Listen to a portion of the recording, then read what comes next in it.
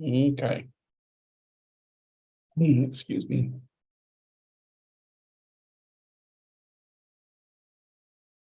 All right. So let's take a few minutes and talk about attitude. I am going to skip through quite a bit of this, but I want to make sure you have an ideas for your paper if you want to choose attitudes as one of your topics. So attitudes, when we look at the most basic idea of attitudes, it's basically the whether you like or dislike someone, whether it be basically, as this says, it's an evaluation either positively or negatively of objects, events, or ideas. Okay.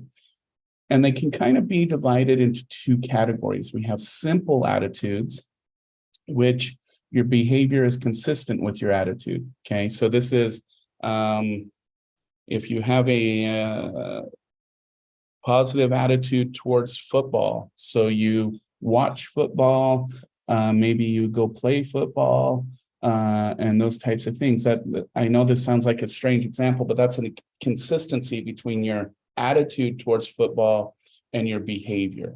Okay, complex attitudes is your behaviors are not always consistent with the attitude itself. Okay.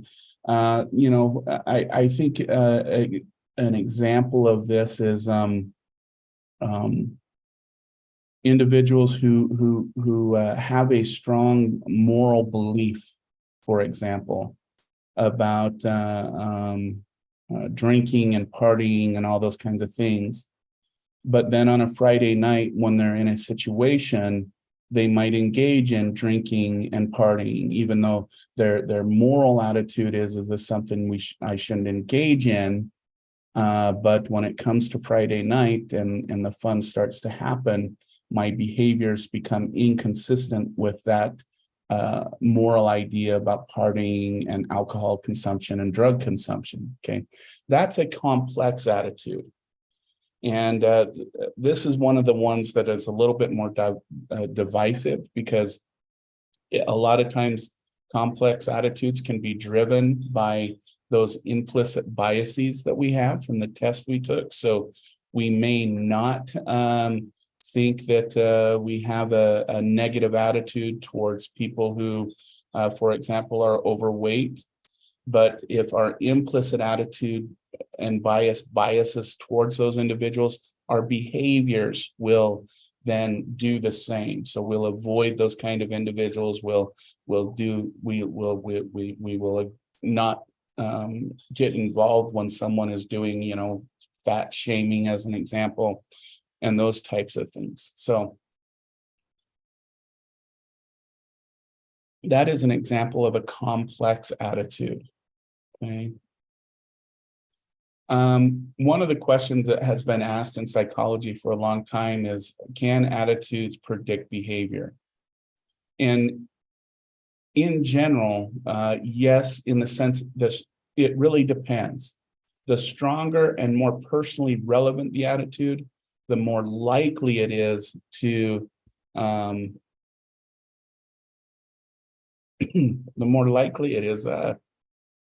to predict behavior.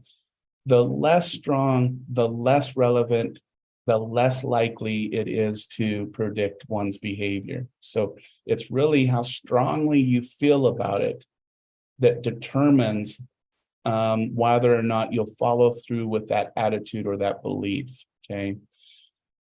And then we also have what's called attitude accessibility, the ease or difficulty of retrieving an attitude from memory. So we have two things: how strong it is and how accessible it is.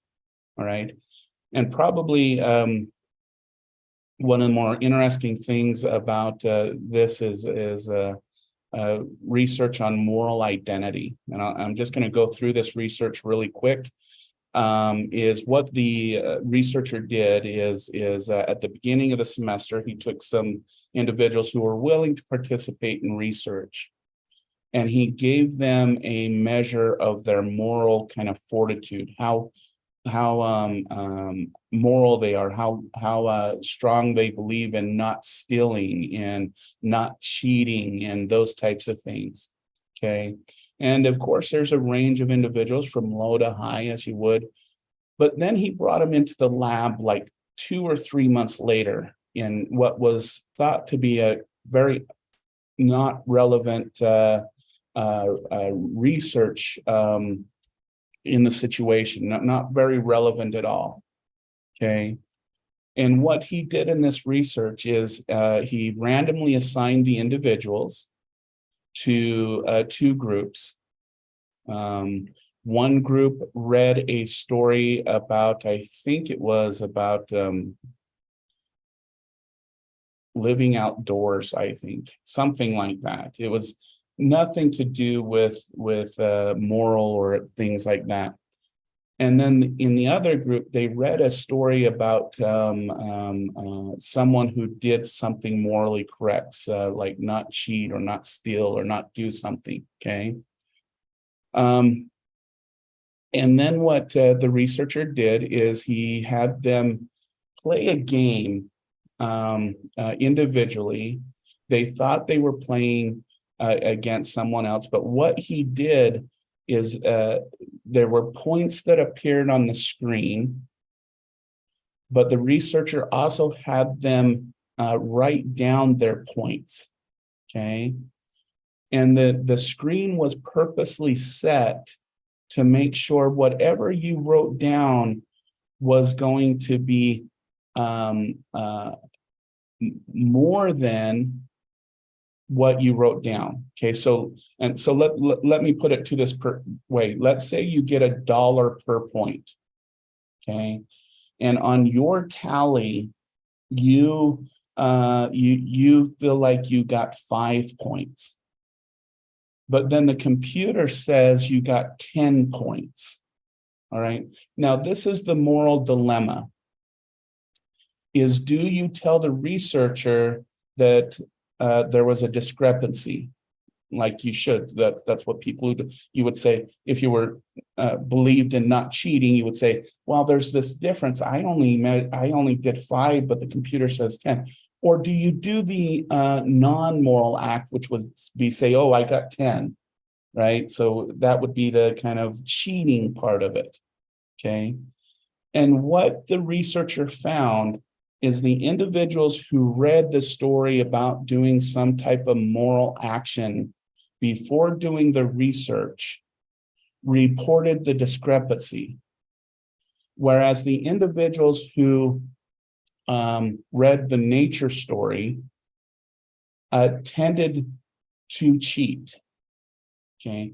Now, this is the interesting part about this research. Okay, is it didn't matter how high or low someone measured a couple months before on moral fortitude. If you were in the nature group, regardless of whether you scored high or low, you tended to cheat. If you, regardless in the moral group, if you scored low or high, you tended to not cheat. You would report the discrepancy, okay? And this is the example of attitude accessibility, is that, for example, when it comes to moral attitudes, the more accessible, for example, believing in not cheating is, the more likely you're to use that attitude on your behavior, okay? From research like this is why it's believed from anthropologists and sociologists that people of major religious groups tend to make sure they have religious items around them. So in many Christian sects, we wear a cross or a necklace. And the idea is, or we have a cross on the wall, or we have a Bible, or we have something from our religious thing. Now, most people think, well, those are symbols, blah, blah, blah. But we think that the psychological component is because those symbols provide that continued reminder, that attitude accessibility, that if I come across a situation that is counter to, for example, my Christian values, I have that accessibility reminder hung around my neck or something like that. So that's kind of the kind of sociological, anthropological explanation of the results that they find when they do research like this. So, but again, going back to just that basic research paradigm, that's why we see that the more accessible an attitude is, the more likely we are to use it in our behavior. Okay.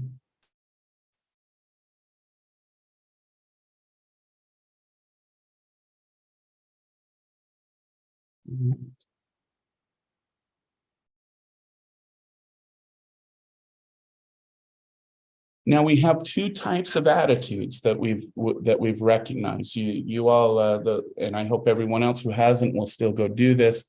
You all took what's called an implicit attitude test. Okay, implicit attitudes are those attitudes influence a person's feeling and behavior on an unconscious or subconscious level, meaning they're not always attitudes that we are aware of. Okay. Explicit attitudes are those attitudes that a person can consciously be aware of and can report. Okay. And so, for example, I hope you all took advantage of the implicit attitude association test. What it basically measures is your reaction time. And the theory behind it is if there is for example, a primed picture of someone, or a word of different things, such as Native American versus white person or white people, and then a term comes up. The idea is that we will automatically and quickly select the consistent words, whereas inconsistent words, it takes us longer to, because our brain has to deal with that disassociation or that dissonance between what's appearing on the screen and what should be the right or wrong answer for this given situation. Okay, so what it's doing is looking for inconsistencies through reaction time to determine what our implicit attitudes are. Now, I'll be honest with you. There's been a lot of debate about whether IAT tests are valid or not, and there's been a lot of arguments about it.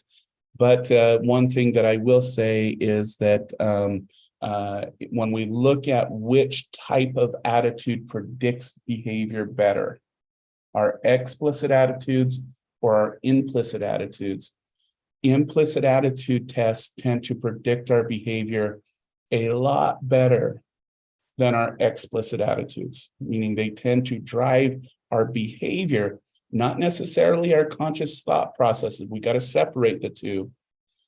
But our implicit attitudes tend to drive our behaviors more than our explicit attitudes do.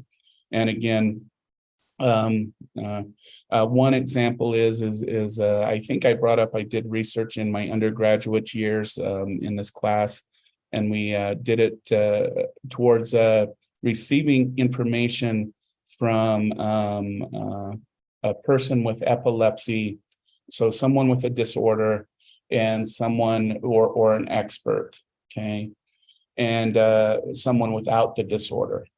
And what we did is we arranged the chairs in such a way that they were kind of stuck together. And what we would do is we bring the participant in the room and ask them to arrange the chairs however they want. And then we would randomly say, we have an individual with epilepsy who wants to come in and talk to you about what it's like having epilepsy. And then, or we would say there's an expert that wants to come and give some information about epilepsy. Okay. Now, that was the manipulation. The measure is how much distance would the person put themselves between either individual. Okay. And we gave a test of implicit attitudes before this. And the individuals who reported, no, I'm into this, I don't have any, but they had an implicit attitude that was negative towards individuals with disabilities, would place their chairs further away from the person with epilepsy, but closer to the individual who was just an expert. Okay. And this is what's meant by how implicit attitudes influence our behavior more than what our explicit or conscious attitudes would. Okay.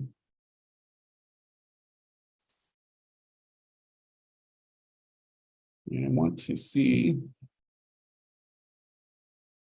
All right. We've already talked about a lot of this, so I want to get to. So that's on attitudes. I do want to talk about, because you may want to look at how can your attitude be changed through persuasion. Okay. Persuasion is the overt attempt to change someone's mind. And we find that there has to be three factors that affect the persuasive message. Okay, one is the source, who is delivering the message. The second is the content, what the message says. And then the other one is the receiver, who processes the message. Okay. The source, we tend to listen to people who we view more as experts and who are more like us. Okay. They tend to be the most persuasive. And what I mean by that is, an example is let's say you are pro-life and you want to go change the minds of individuals who are pro-choice. Okay, no, pro-choice. I'm trying to remember how I'm arranging this. So you go to a meeting of individuals who is a pro-choice group. And maybe you have really good content about being pro-life. And you really know, you have some very solid arguments, let's say. Okay. The issue is that you're the source, okay? Meaning that there's low trust and low expertise, according to someone who would be pro-choice. And so what we find in this is actually very interesting, is when a counter message is delivered by an individual who supports that countermeasure, the original attitude becomes even stronger, not weaker. So my meaning is once that pro-life person left that situation, those individuals who have a pro-choice attitude, their attitudes would be stronger. They'd even be more resilient. Okay. And I think if anyone's ever had an argument on Facebook with comments and stuff, you realize this, that you're commenting blah blah blah, and the people just keep coming back, and they seem to be getting more and more angry and more entrenched in their ideas, and because they recognize that you're from the other side, and so they're going to entrench their ideas even deeper. And this is what we mean by source. A lot of times when you say source, we use term legitimate source. Okay. And then the content of the message. Okay. And this is where, again, content matters. If you take a human communications class, you'll learn about this, or a public speaking class. But mainly with the content is that individuals, and we should remember this from the memory section of the class, individuals have a difficult time with semantic information, with statistics, with that type of information. But individuals have a really easier time with narratives, with emotional content. So the more emotionally appealing the content, the more likely it is to persuade a person's attitude. And then, of course, the receiver. How much do they want to change? Do they have the same ideology as the source? How receptive are they to receiving information? Okay. And when all these factors then are in, so you have what would be considered a legitimate source, you have content that is emotionally appealing, and the receiver is receptive and wanting to look at a new approach or something like that, attitudes can be changed. And we've shown this, again, we'll go back to the there's basically two routes of persuasion, again, and this kind of is emphasizing that emotional end of things. There's a central route and there's a peripheral route, okay? And this comes from what's called the elaboration likelihood model. Excuse me. So the central route is a method of persuasion that uses highly elaboration. People pay attention to arguments and consider all the information of the message. This method usually results in development of stronger attitudes. So when you want to strengthen attitudes, and this goes back to that elaboration, those emotional stories. So you're appealing to them emotionally, you're appealing to them cognitively, and you're appealing to their sense of who they are. Okay, that's the central route. The peripheral route is a method of persuasion that uses low elaboration. People minimal process this message. This method usually results in developing even a weaker attitude. So this is when someone comes in and they just present all the statistics, but they don't elaborate and provide a more deeper understanding of those statistics, of what they're trying to say. One of the things that a lot of people who teach public speaking is never start a speech with a graph or a statistic. Always start a speech with a story to capture the person, bring them to that central route, and then you can provide that peripheral information as supporting to that. But that's been one of the advice that has been given for quite a while. Okay. So again, this just kind of focuses on this is the degree of change and the degree of attitude. Okay. All right. So that's attitude change, methods of attitude persuasion. If you want to put that into your behavior, your analysis for your paper on Sunday. Now I want to talk about topics about group affect, how groups can affect your behavior, okay? And probably this is perhaps one of the single most lessons of social psychology is the power of the social situation is much greater than most people believe. Situations matter, okay? And I bring up the most basic example when I'm teaching in classes. In fact, one of the things that I used to do before giving a lecture like this is I would go into the classroom and I would take all of the chairs in the classroom and I would put them at the front of the classroom. Okay, and I just line them up, and I would go sit in the back of the classroom. And when the students came in, most of them would just kind of stand at the entrance of the door trying to figure out what they're supposed to do, because the perception of what you do in a classroom was different. There was a dissonance between what they expected to do and what I had arranged in the classroom.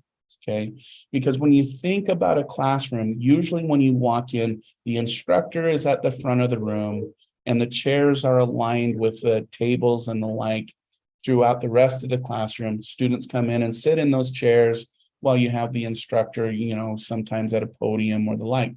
That's what's expected. Okay, but that's not necessarily how it has to be. There's no rules that say that that's what we're supposed to do. There's no law. You're not going to be arrested, okay? But you may be socially pressured into doing what's expected to do in a classroom. So Now, that's just kind of a simple example of the power of the situation, okay? And so we need to talk about a few things. One is social facilitation and social loafing. Social facilitation is where the mere presence of others enhance our performance, okay? Meaning that when others are around us doing the things that we do, we're more likely to enhance that performance or do what is expected. I know this is a poor example, but the Milgram studies was a good example of social facilitation. If you remember from that video that we watched from Philip Zimbardo, when the person was doing electrical shocks, if there was another person in the room who said, I'm not going to do this anymore, 90% of participants would not continue with the experiment as well. Okay. However, if there was someone there who went to 450 volts, 90% of the participants would go to 450 volts. Okay.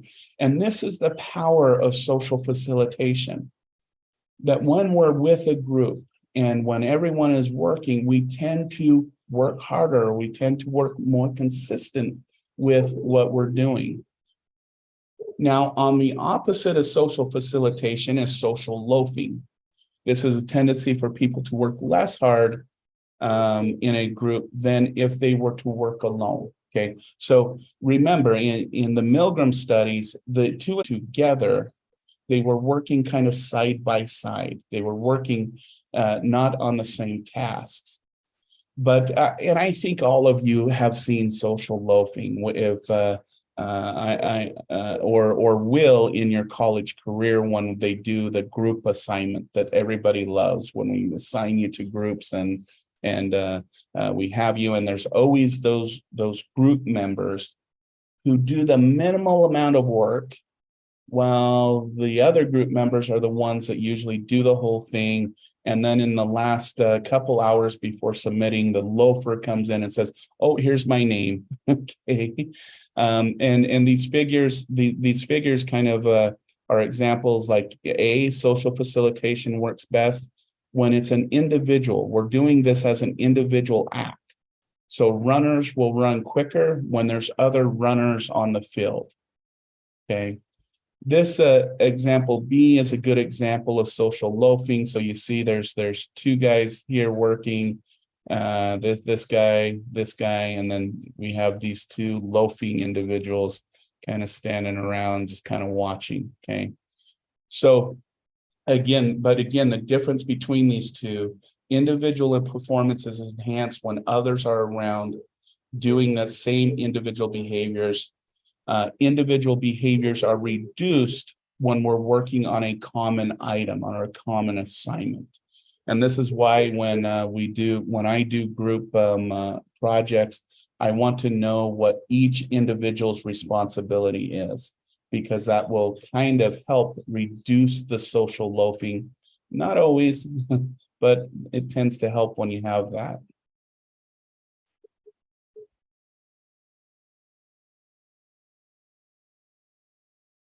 Group, the other thing, and I noticed this, I recognize this was mentioned in Zimbardo's video that we watched a week or so ago. We also, when we come to group behavior, we have something called de-individuation, okay? And this is a state of reduced individuality, self-awareness, and attention to personal standards. This phenomenon may occur when people are a part of a group. Okay, so things like a while back, there was I can't remember if it was China, it was in one of the Asiatic countries, where there was this narrow road where basically a human stampede occurred. Okay, and what we know that happens in those situations is that all of those individuals that started to be a part of that stampede started to work as a homogeneous group. Just like if you've ever watched on nature shows, you will see that a herd, as it's running, will have all the same behaviors and be in sync with each other. Okay. Humans do the same thing. We think we have this individuated, we're all unique individuals, we all make individual decisions. But when the crowd becomes so homogenized and so into an act, we will do the same herd behavior as a herd of gazelles or a herd of elk or a herd of wild horses. Okay. And this is what's called de-individuation. And it can lead to a lot of negative behaviors like the stampede behavior. It's what facilitates a lot of rioting behavior and those types of things.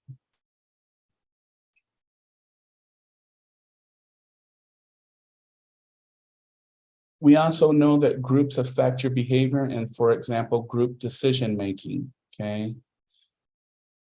We know that groups will make more riskier decisions than individuals do.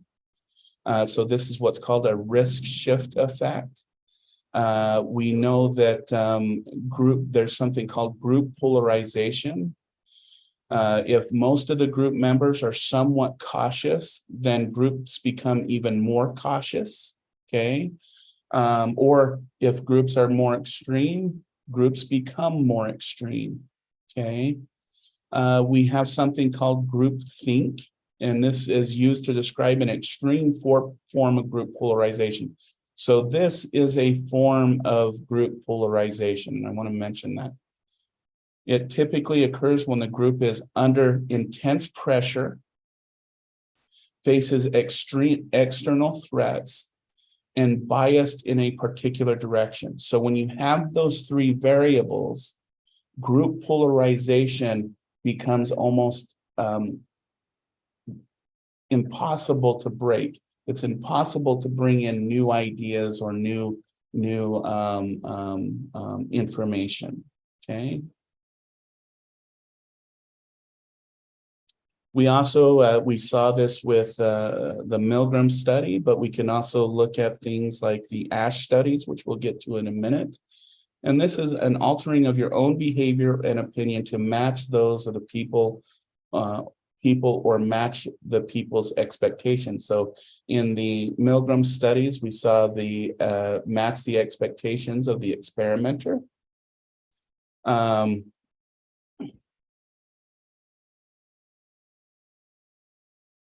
But we know when it comes to, well, let me explain this. I want to go to the ASH studies, okay? Because this is another form of conformity, okay? What happened in the ASH studies is they usually had a table of between 3 to 7 individuals, okay? But let's do 7 individuals because the 7th person is the only one that is actually participating in the research, who is a research participant. The other 6 are confederates for the researcher, meaning they're working for the researcher, okay? And what Ash would do is he would have different cards with different lengths of lines and a reference line, okay? And what he would do is he would ask, this reference line is equal to which line, 1, 2, or 3? And in a lot of the runs, some of the runs, the group would give the right answer, and some of them, they would give the complete wrong answer. So let's, and he would start with person number 1. Person number 1, what do you think it is? And so let's go through a run of one of the wrong answers. So let's say, as we can see, the right answer is 2, okay?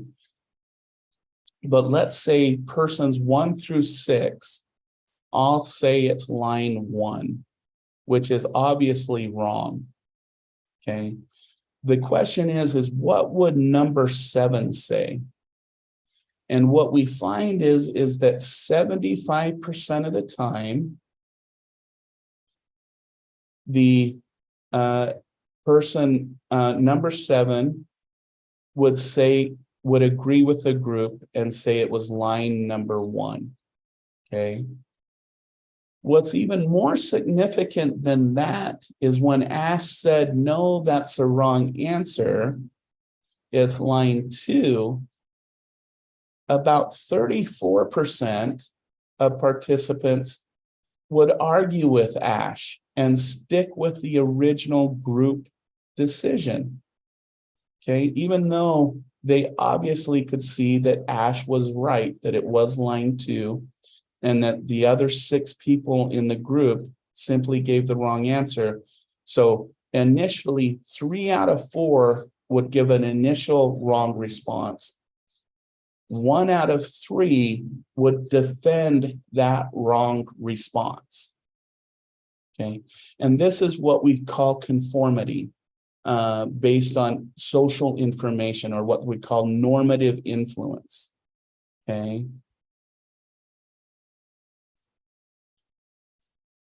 And this is why, in a lot of times, like I brought up with the classroom examples, we tend to do what everyone else is doing in the class. If we're a student, we'll go sit in a seat and those kind of seats, because we have these expected standards of conduct.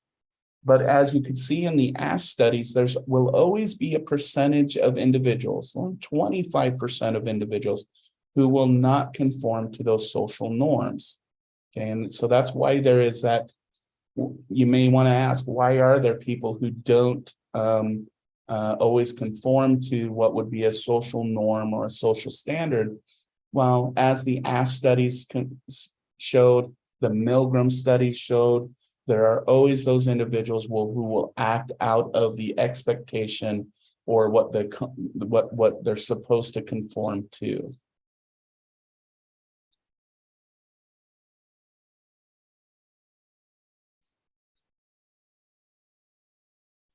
Now, these are a couple methods. Let me see if there's, I'm going to use this table instead to kind of explain this.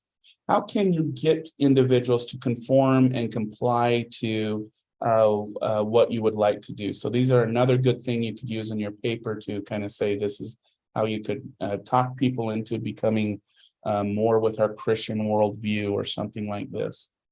Okay.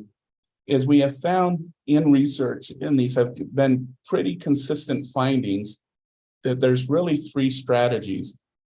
And if you've ever purchased a car from a car dealer, if you've ever been a salesperson of some type, these should look pretty familiar, okay? The first one is the foot in the door strategy. And this is if you agree to a small request, you are more likely to comply with a large request at a later time. Okay. An example of this is you agree to helping a friend move a couch, and then you may agree to helping them move everything a little bit later. Okay. So an example of research in this area, the person who did research in this, is they went into communities that wanted to put large signs on their yard, and they were stuff like recycle or something like that. But what they found is if you originally went to the house and said, "Can I put this huge sign on your yard?" very, very few people would say yes. Okay, but they changed the strategy. The first time they went, they said, "Will you put this small sign in your window?" Okay. And then they came back a week later and asked, "Could we put this larger sign in your yard?" Those people who were asked to put the smaller sign in their window initially were more likely to put the large sign in their yard a week later. Okay. And then we have the door in the face strategy. This is when you refuse a larger request, so you are more likely to comply to a smaller request before. So the first one is you make a small request first and then request a large request later.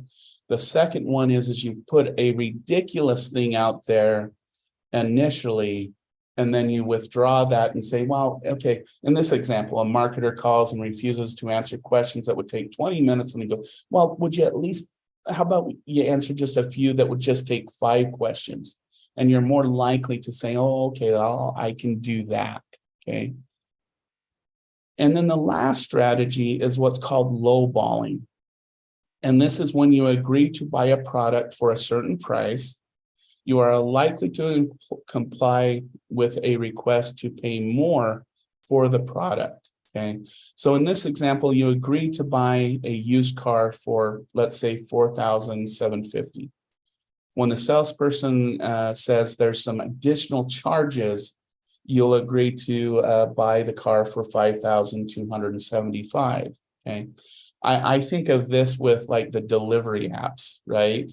So with the delivery apps, you get your, let's say you ordered Grubhub and it comes to $50, right? And then on the Grubhub thing, it says, well, okay, well, there's a service charge of $5. There's a delivery charge of this. You're more likely to pay that because it's at that lower price than what your product is. But if, let's say it was Grubhub, and let's say you ordered a $10 thing and the service fee was $15, okay, this is just an example, you're less likely to purchase that item through Grubhub. But if it's a lesser amount than what you're originally paying, you're more likely to pay those additional charges, okay? All right. So those are the